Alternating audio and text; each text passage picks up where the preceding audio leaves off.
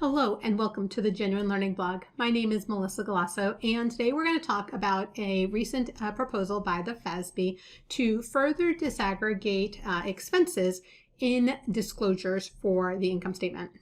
So good news, this is only targeting public business entities. This is not targeting private companies and not-for-profit organizations, for which we are grateful, but we are addressing the needs of investors. This was actually the #1 request of investors during the invitation to comment regarding the FASB's agenda.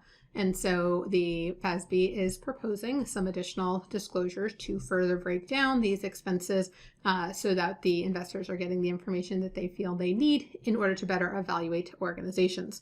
So we're going to take a look at the proposal. Again, it is very narrow. It is impacting public entities, but we do want to make sure that everyone's aware of the changes.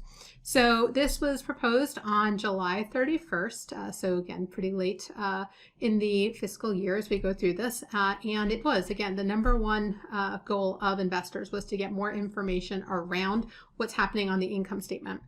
They feel that it provides a better understanding of performance when you're not just having, for example, SG&A, right? Selling, general, and administrative. In their opinion, those are three very different items, and lumping them together makes it harder to understand. They also believe it'll help address the understanding the entity's prospects for future cash flows, again, with the focus on that selling, and then comparing entities over time as well as with other entities. And so they want to be able to have better disaggregation.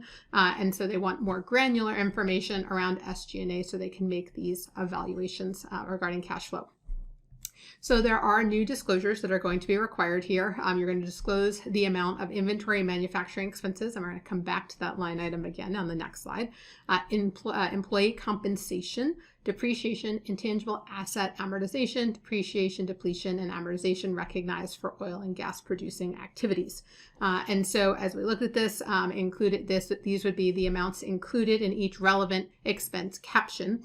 And an irrelevant expense caption would be an expense caption presented on the face of the statement, right? So when we're starting to combine things together, you would disclose how much for each of those relevant captions are coming from these specific line items as we go through it.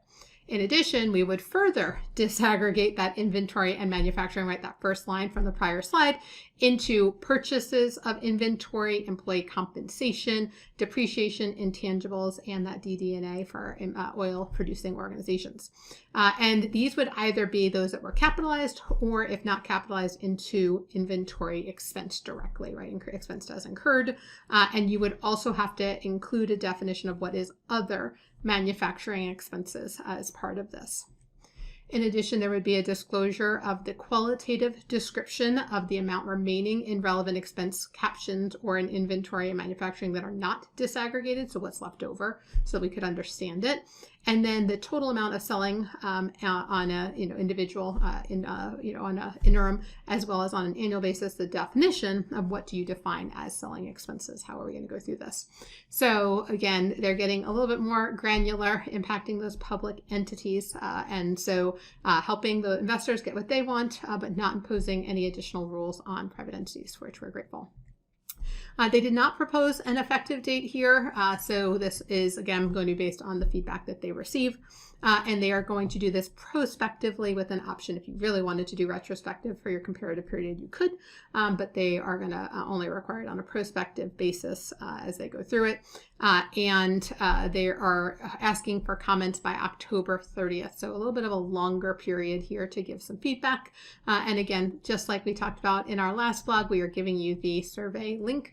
So if you don't want to provide a full-on comment letter, you can still answer the relevant questions that are important to you and provide that feedback back to the FASB. All right, so that's a wrap on this week's blog. Thank you for joining, and I hope to see you on a future blog. Have a great day, guys. Bye-bye.